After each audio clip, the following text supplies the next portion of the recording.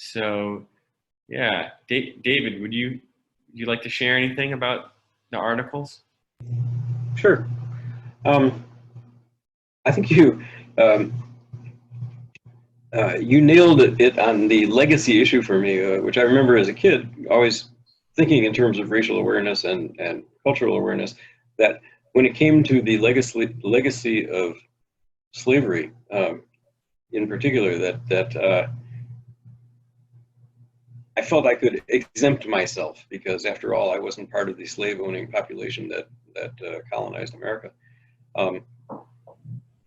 But the evolving consciousness of white privileged people over these, I would say, perhaps the last decade, 15 years especially, has given me both insight and vocabulary to express exactly what you did, which is that it doesn't matter that we weren't the perpetrators, we are still the beneficiaries of the white privilege that is bestowed on those who look like the white colonists, and it's a I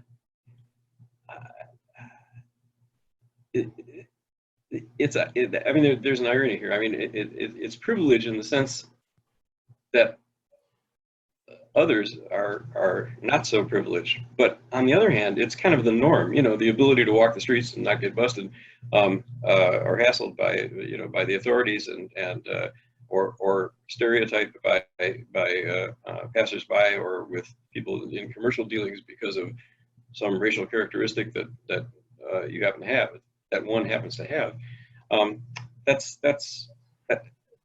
That should be the norm. It shouldn't be the privilege. It should be like, oh yeah, we all ought to be able to walk the streets of our society and not have to worry about that. But it is absolutely the reality that I think you called it for what it was in the title of this webinar. And so for me, the question has now sort of evolved into, all right, I absolutely understand that something has to be done. And for me, the question, and the one that I'd be interested in hearing from others and exploring with you, is like, what do we do? You can't simply relinquish your privilege. Though I suppose on some level you could. I mean, you could so thoroughly identify with some other racial minority group that you could take on their burdens as well. But that doesn't seem like, for me, it kind of goes into the area of reparations, basically. How do we bring bring everybody else up to that level of normality that we experience in our privileged position, and it becomes a sort of a political discussion as well. Broad policy discussion, like you don't simply turn over all of your wealth to somebody else and thus deprivilege yourself. Realistically, I'm not sure we're all likely to do anything like that, but it is absolutely the case that we're in a position to advocate for policies that will more equalize the privileges of being in the society. We'll take it from there. So I'll stop, but I'm looking forward to hearing from others. Devarti. Shamati, thank you. Yeah, looks like Philip and then Rick, and then I might have some things to say after that. Philip, sorry about that. Philip, thank you. Okay, so a couple of things. I think you need to speak up a little bit. That better? Yes. Yeah, a little bit, yeah. But keep speaking up. Thank you. Okay, so couple of things. First of all, about the issue of white privilege and what have you. I've been active in my union about 4 or 5 years ago. The union set up a equity and inclusion group, and they were working on trying to deal with the issue of white privilege and what have you. And on one level, I felt it was somewhat challenging because even though we are white, we are also a minority, and we're also not recognized being Jewish. And it's something, even among my Jewish union members who are mostly non-observant, just Jewish because they were born that way culturally, what have you. But it was I felt, as much as I wanted to agree with the issue about white privilege, I felt I needed to also insert myself and say something and remind them also about being Jewish, and that was being a minority that way affected how we were treated. Yeah. Good. Thank you, Philip. Appreciate it. Yeah, Rick. Yeah, one thing that comes to mind in this space that I hadn't thought of before was I've imagined surrounding prisons and being like, let my people go, let my people go. And, you know, what I really loved, I read your article, Lev, I didn't read the other one, but what I really loved was how you articulated that race is a construct and that it's also real in our present day, you know, and that's really helpful, I think, in terms of dealing with the emotions that arise up with this topic, because I know I've been really frustrated. I've worked with the Black population a lot as a teacher, and as things started going more crazy in recent years, it really hurt me a lot of times when I was just categorized as white, you know. And yet it's also very true that it's totally unfair and needs to be shifted. And so I'm here to support and learn what we might be able to do together. Yeah. Thank you, Rick. All right. Well, I appreciate, okay, Alan, AKA Dad. Well, I read both articles. Can you hear me okay? Yeah. I read both articles, and it gave me a pause to really think about, like, take my personal inventory. One issue I thought about was, when was my earliest recollection of what race was. And I remember a situation growing up in Wilmington, Delaware, and I have no idea why I thought about this or said this, but I was driving in the car with my mother, and we were driving in the city, and I said to her, how do Black people know that they're dirty? And my mother was so upset by the question.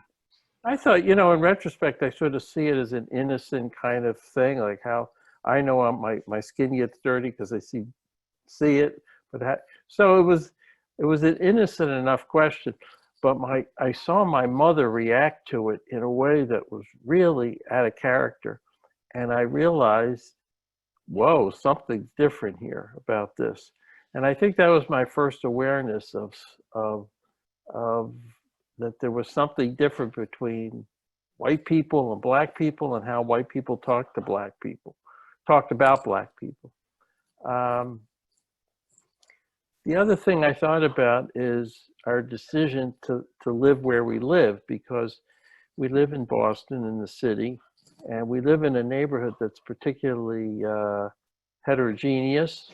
It's a very mixed area, Black, Latino, white, old, young, gay. I mean, it's a wonderfully diverse community. Some of the housing is pretty segregated, but the community places, the parks, the downtown, restaurants, so forth, are very integrated.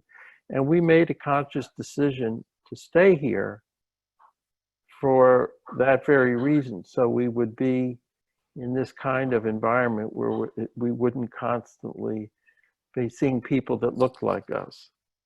So I'll leave it at that. Debarchi. All right, Shamati, thank you. All right, well, thank you to get your voices in at the beginning, so then I just feel more connected, and we have some of the aspects of the conversation already present. So yeah, I just want to share how this article kind of came into being, and it's really, I don't know, maybe 2 or 3 years in the making, where at the JMR we started to do the schwitz, we call it, right? Because then there was a whole story of how that came to being. There used to be a hot tub and a mikvah, and then we didn't have hot tub, didn't work anymore, so then that evolved. So there was some kind of form follows function going on there, right? We needed to have some kind of get hot and sweat experience. And, in a parallel reality, I was, over the last 15 years, finding myself or feeling called to be more connected and finding opportunities to participate in Native American ceremonies. Sweat Lodge, there's a Native American church, it's called teepee ceremonies, and then the Sundance ceremony, which is a Lakota ceremony out in South Dakota. So, over the last 15 years, something that has become more a part of my life. And meanwhile, I've continued to go to the JMR. And so as I've gotten more,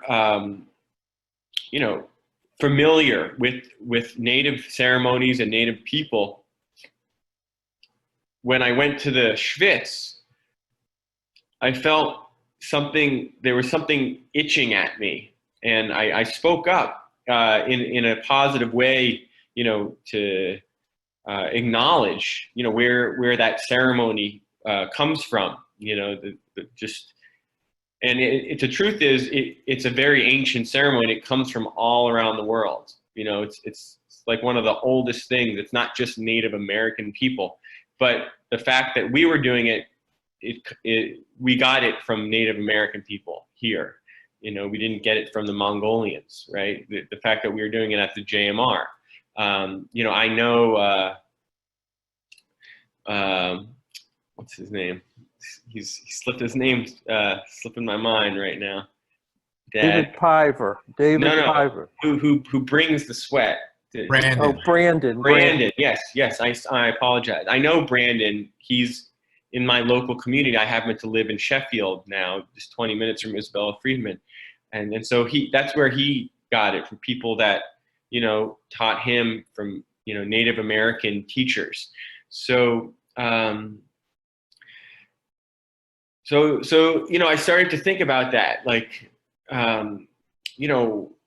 what's going on here, that we're doing this, and, is it's a good thing. It's meaningful for everyone that participates, and it felt like a missed opportunity, to connect, to make connections with where it comes from. I remember talking with my dad once and saying it's hard to like make an equation, but it's sort of like, some other culture all of a sudden, like starting to rap tefillin and just saying, yeah, we love rapping tefillin, and we're just going to do that. That's how I think about it in some ways. So that was one experience that, I started to think about. And then I started to participate in a men's group. It's an Everyman organization. It's a national organization, kind of similar to Mankind Project. And I was in a weekly men's group 2 or 3 years ago, and everyone was saying aho when, just like we say dibarti, right? And shamati. When we finished saying something, everyone responded aho.